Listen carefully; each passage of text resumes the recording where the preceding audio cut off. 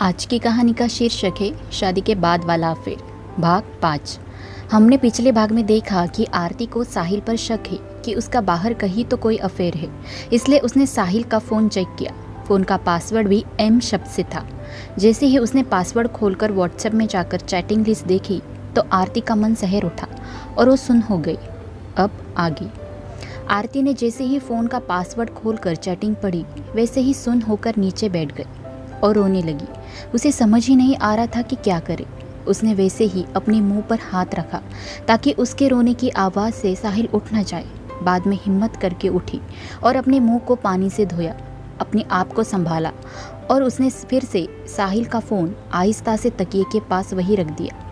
आज उसे पूरी रात नींद नहीं आई। दूसरे दिन जल्दी ही उठ गई, सब कुछ बाहर लाकर रख दिया। आज आरती ने अपनी सास को उठाया, लेकिन बिना उनके पैर छुए वो स्कूल के लिए निकल गई।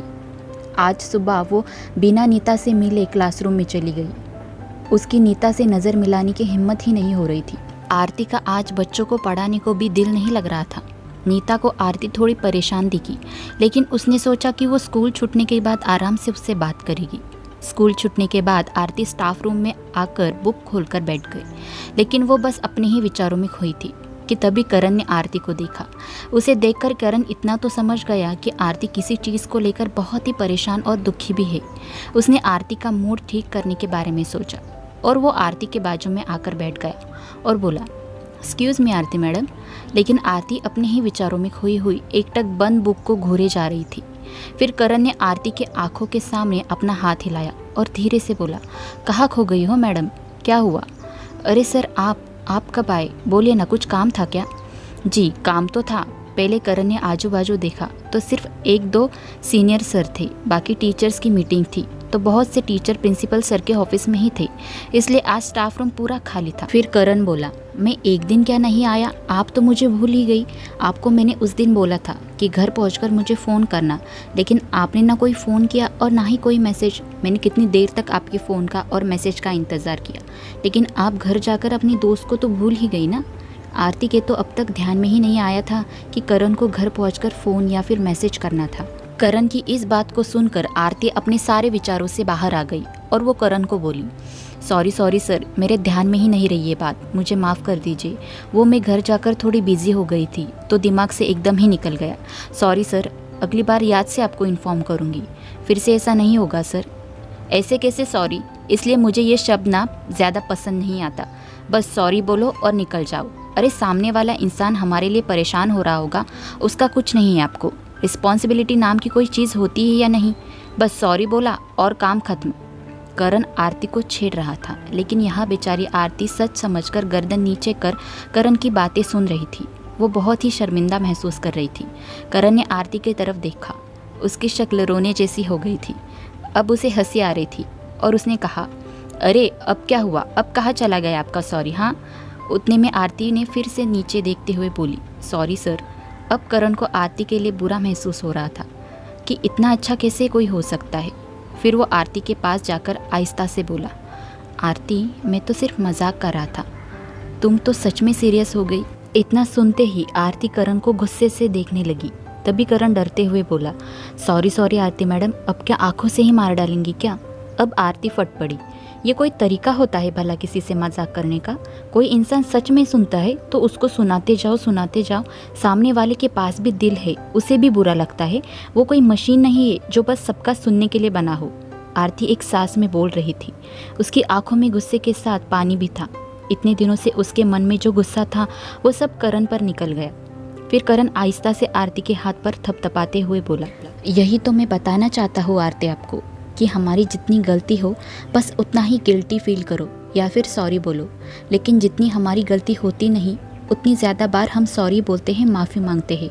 इसकी वजह से सामने वाला इंसान हमारी अच्छाई को हमारी कमज़ोरी समझकर हमारा फ़ायदा उठाता है, हमें और भी दबाने की, नीचे झुकाने की कोशिश करता है। इसलिए जितनी ज़रूरत हो उतना ही झुको। ज़्यादा झुकने से हम खुद की ही सेल्फ रिस्पेक्ट को झुकाते हैं और एक दिन हम खुद के ही हाथों से खुद की कीमत घटाते हैं। इसलिए आरती मैडम, सहना नहीं, लड़ना सीखिए दुनिया से अपने लिए। आरती बहुत ही शांति से करण की बात सुन रही थी। उसे पिछली बार की तरह इस बार भी करण ने इनडायरेक्टली रास्ता दिखाया था। अब उसे अपनी अभी की हरकत पर शर्मिंदगी महसूस हो रही थी। वो करण को उसे डांटने के लिए सॉरी बोलने ही वाली थी कि सभी टीचर्स की जो मीटिंग चालू थी वो ख़त्म हो गई। सब स्टाफ रूम की तरफ ही आ रहे थे। सबको आते देख करण उठ गया और बाहर की तरफ चला गया। आरती को उसे सॉरी बोलने का मौका ही नहीं मिला। करण बहुत ही समझदार था। वो जानता था कि अगर बाकी के टीचर्स ने उसे आरती के साथ बात करते हुए देखा तो खामखा सबको डिस्कस करने के लिए टॉपिक मिल जाएगा, और वो किसी भी तरीके से आरती को परेशानी में नहीं डालना चाहता था। इसीलिए वो वहाँ से सबके आने से पहले चला गया। सभी जगह गलत विचार शक्ति रखने वाले लोग तो होते ही हैं ना, और उसमें भी करण तो कभी किसी महिला टीचर से बिना काम की बात नहीं करता, ये सब जानते थे। और आरती तो अभी कुछ महीनों पहले ही आई थी स्कूल में। करण को आरती से बात करते हुए नीता ने देख लिया था, क्योंकि उसे जल्दी जल्दी से आरती को मिलना था। इसलिए मीटिंग होते ही वो सबसे पहले ऑफिस से निकलकर स्टाफ रूम की तरफ आई थी। तभी उसने दोनों को बात करते हुए देखा था, लेकिन अभी उसके लिए ये इम्पोर्टेंट नहीं था। उसे आरती से साहिल के फ़ोन के बारे में बात करनी थी, और आरती भी परेशान लग रही थी, तो उसे आरती से मिलने की बात करने की जल्दी थी। वो जल्दी से आरती के पास आई और उसके हाथ को पकड़कर उसे फिर से उसी कैफ़े में लेकर आई, जहाँ पर बहुत ही शांति थी और कोई जान पहचान का भी आने की गुंजाइश कम थी, बिल्कुल ना के बराबर। फिर उसने आरती से पूछा, आरती क्या हुआ? तुमने फ़ोन देखा क्या अपने पति का? तुम सुबह से परेशान लग रही हो। मैं सुबह से तुम्हें देख रही थी, कुछ तो हुआ है, बोलो ना। अब आरती के सामने वो चैट लिस्ट आ गई जो उसने पढ़ी थी, और आरती फूट फूट के रोने लगी। आरती को रोता देख नीता जल्दी से आरती के पास आ गई और उसे गले लगा लिया। क्या हुआ आरती, ऐसे रो क्यों रही हो? बस बस हो गया, ये लो पानी पी लो। तुम क्यों रो रही हो? जो कुछ भी हुआ होगा उसका कोई ना कोई हल निकाल लेंगे हम। और फिर नीता ने आरती को पानी देकर उसे शांत किया और बोली, अब मुझे सब कुछ शुरुआत से बताओ कि क्या हुआ। आरती को फिर से रोना आ गया। उसे बोलने को हो नहीं रहा था, लेकिन फिर भी वो रोते रोते बोल रही थी। उसने नीता का हाथ पकड़ लिया और बोली, नीता नीता तुमने जो कहा वो सच निकला। मतलब? नीता ने कंफ्यूज्ड होकर कहा, मुझे पूरी बात ठीक से बताओ, तुमने क्या देखा उसके फ़ोन में? आरती एक मिनट, पहले तो तुम शांत हो जाओ, तभी तुम ठीक से बता पाओगे और मैं समझ पाऊंगी। लो और थोड़ा पानी पी लो। नीता ने आरती को फिर से पानी पिलाया। अब आरती काफ़ी हद तक शांत हो गई थी। फिर उसने बताना चालू किया, सबसे पहले तो मैंने उनके फ़ोन का पासवर्ड ढूंढा। पासवर्ड एम करके था। तब मुझे इस पासवर्ड का मतलब नहीं पता चला। फिर मैंने वो पासवर्ड डालकर लॉक खोला और व्हाट्सएप की चैट लिस्ट में गई तो ऊपर ही एक नाम था, मायरा।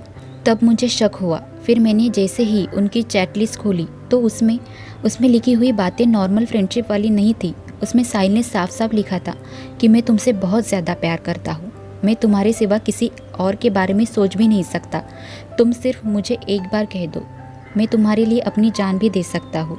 हम आज तक इतने करीब आए हैं, तुम्हें कभी ऐसा महसूस हुआ कि मैं तुम्हें धोखा दे सकता हूँ?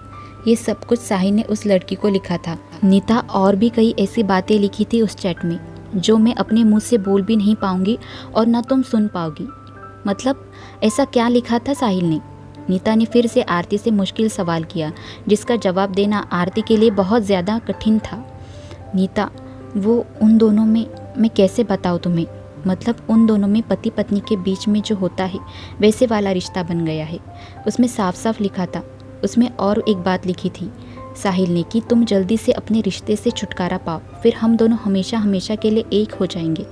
नीता, मुझे इस बात का मतलब कुछ समझ नहीं आया। एक हो जाएंगी मतलब क्या? फिर मैं, हमारा रिश्ता, हमारी शादी का क्या होगा? कल से ये बात सोच सोच कर मेरा दिमाग फटा जा रहा है। जितना साहिल के बारे में जानने की कोशिश की है तब कुछ ना कुछ गलत बातें ही सामने आई है। क्या है ये इंसान? आखिरकार क्या चल रहा है इसके दिमाग में? कुछ भी समझ नहीं पा रही हूँ। क्या करने वाला होगा वो आगे? कहीं मुझे छोड़ने का प्लान तो नहीं बना रहा है ना साहिल? ये सब बोलते हुए आरती के आंखों में फिर से पानी आ रहा था। देखो आरती, तुम ऐसे हिम्मत नहीं हार सकती। अभी तो तुम्हें और भी हिम्मत से काम करना होगा, नीता बोली। मतलब? आरती को नीता की बात कुछ समझ नहीं आ रही थी। मतलब कि ये, अब तुम्हें साहिल की और भी ज़्यादा जासूसी करनी पड़ेगी। उसका क्या प्लान है वो पता करो। तुम ऐसे हाथ पे हाथ रख कर तो नहीं बैठ सकती ना। अब क्या तुम साहिल को तुम्हें छोड़ने तक का इंतज़ार करोगी क्या? नीता आरती को समझा रही थी, लेकिन आरती अब तक ठीक से नहीं समझ पा रही थी नीता की बात को। फिर आरती बोली, जासूसी मतलब मुझे एग्जैक्टली क्या करना चाहिए? आरती, साहिल कुछ तो बहुत बड़ा सोच रहा है। तुम्हें अब उसकी हर बात पर अच्छे से ध्यान रखना होगा। साहिल तुम्हें धोखा दे रहा है आरती, और मुझे तो ये भी डाउट है कि इन सब में उसकी माँ भी शामिल होगी। उस पर भी अच्छे से नज़र रखो, उन दोनों की मिली भगत होगी ये सब। देखो कि ये लोग ऐसा क्यों कर रहे हैं, आखिरकार प्लान क्या है इनका। ये तुम्हें वक्त रहते ही पता करना होगा। उनके खिलाफ तुम्हें अभी से सबूत जमा करने होंगे, वरना ऐसे धोखेबाज फ्रॉड लोग वक्त आने पर तुम पर भी घटिया इल्ज़ाम लगाने में कम नहीं करेंगे। इसलिए तुम्हें अपनी सुरक्षा के लिए सारे सबूत इकट्ठा करने होंगे।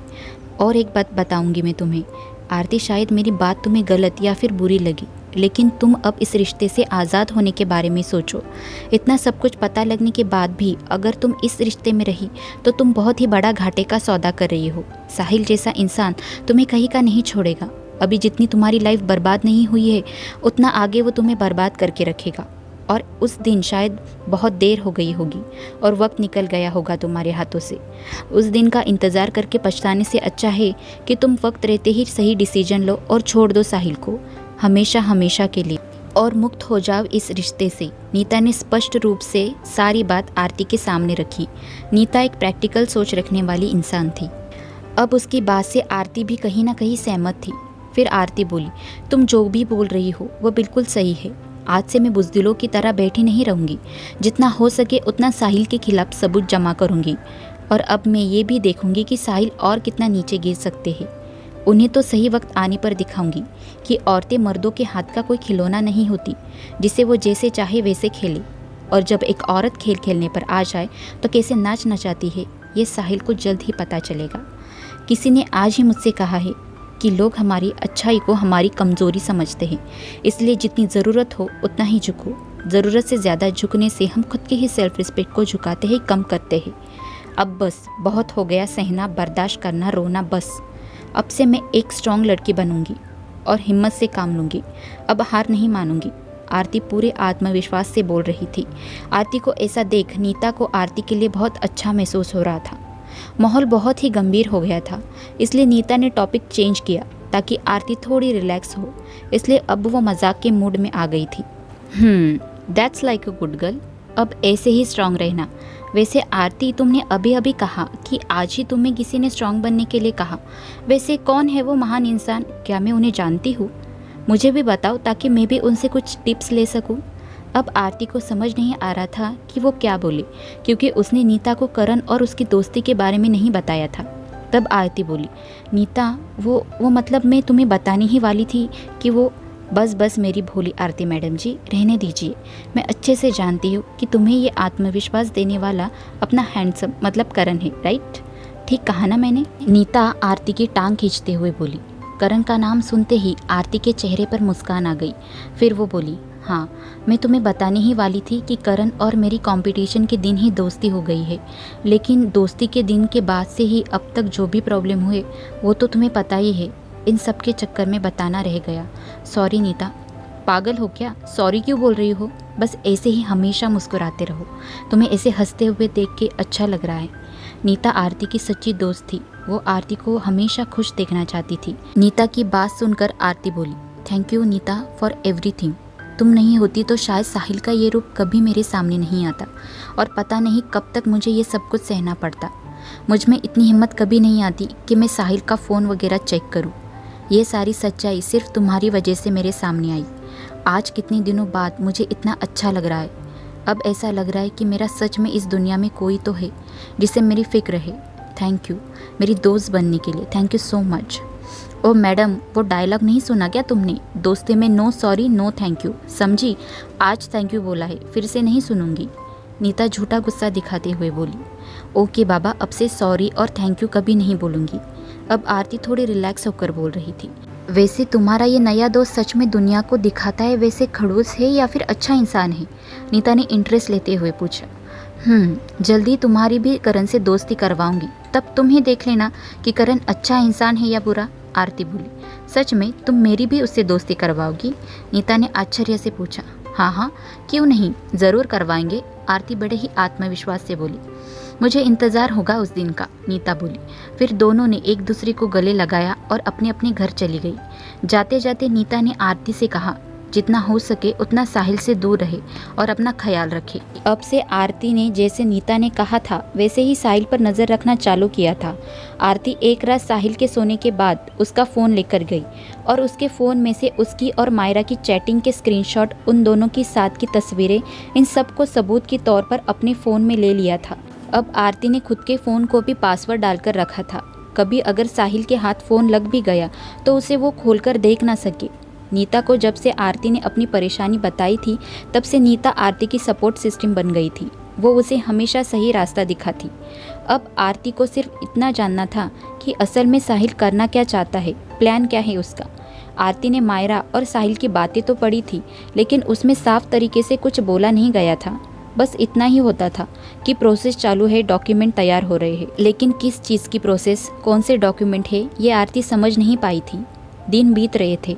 आजकल आरती ने साहिल और उसके माँ का टेंशन लेना छोड़ दिया था। अब वो मेंटली स्ट्रांग बन गई थी, क्योंकि वो जानती थी उनके दिखाने के दांत अलग है और खाने के दांत अलग। दोनों माँ बेटे कारस्तानी है। कभी कभी आरती किचन में या फिर बेडरूम में वगैरह जाती तो दोनों माँ और बेटा पता नहीं क्या खुसुर पुसुर करते रहते, और जैसे ही आरती आती तो चुप हो जाती या फिर टॉपिक चेंज कर लेते थे। इसी दौरान आरती और करण बहुत ही अच्छे दोस्त बन गए थे, और जैसे आरती ने वादा किया था उसने नीता और करण की भी दोस्ती करवा दी थी। अब तीनों अच्छे दोस्त बन गए थे। स्कूल छूटने के बाद तीनों साथ में ही स्कूल से निकलते थे। नीता को अब समझ में आ गया था कि करण खड़ूस नहीं बल्कि बहुत ही अच्छा इंसान है। आरती और करण की इतने दिनों की दोस्ती में करण आरती के लिए बहुत ही स्पेशल फील करता था, लेकिन ये बात वो कभी आरती के सामने आने नहीं देता था। ऐसे ही एक दिन रविवार की शाम थी। आरती ने आज पूरे घर को बहुत ही अच्छे से साफ़ किया था। स्कूल में जॉब की वजह से उसे रोज़ रोज़ घर अच्छे से साफ़ करने को नहीं मिलता था, इसलिए वो हर रविवार को पूरा घर अच्छे से साफ़ करती थी। उस दिन पता नहीं कैसे शाम के 6 बज रहे थे, तभी साहिल अचानक से आरती के पास आया और उसका हाथ अपने हाथ में लेते हुए बोला, आरती, कल हमारे ऑफिस के एक सीनियर सर रिटायर्ड हो रहे हैं। मुझे उनके लिए गिफ्ट लेना था, लेकिन मैं भूल गया। मैं अभी चला जाता, लेकिन मैं बहुत ही ज़रूरी प्रेजेंटेशन बना रहा हूँ। ये प्रेजेंटेशन मुझे कल ही देना है। तुम प्लीज़ एक अच्छा सा तोहफा लेकर आओ। ये लो पैसे। और हाँ, मैं तुम्हें एक एड्रेस मैसेज करता हूँ, तुम उस स्टोर में चली जाना। वहाँ पर बहुत ही अच्छे गिफ्ट्स मिलते हैं, और वो दुकानदार भी मेरी जान पहचान का है। मैंने उसे बताया है, वो तुम्हें अच्छे अच्छे गिफ्ट्स दिखाएगा। तुम्हें जो अच्छा लगे वो ले आना। साहिल बहुत ही प्यार से बोल रहा था। आरती को साहिल की बात सुनकर कुछ ठीक नहीं लग रहा था, इसलिए उसने कहा, साहिल, अभी 6 बजकर जा चुके हैं। आपने ही तो कहा था कि रात में इस घर की औरतें बाहर नहीं निकलती, और वैसे भी मुझे रात का खाना भी बनाना है। गिफ्ट लेकर आने में तो बहुत देर हो जाएगी, और रात का खाना बनाने में भी देर हो जाएगी। साहिल, आप कुछ और मैनेज नहीं कर सकते? मैं तुम्हें परमिशन दे रहा हूँ ना घर से जाने की, तो जाओ। तुम्हें प्यार से बोल रहा हूँ तो समझ नहीं आता है क्या? और रात के खाने की तुम फिक्र मत करो, मैं बाहर से ऑर्डर कर लूँगा। अभी जल्दी से चेंज करो और मेरे भेजे हुए एड्रेस पर जाकर ही गिफ्ट लाना। किसी और दुकान में गई ना, फिर तुम देखना।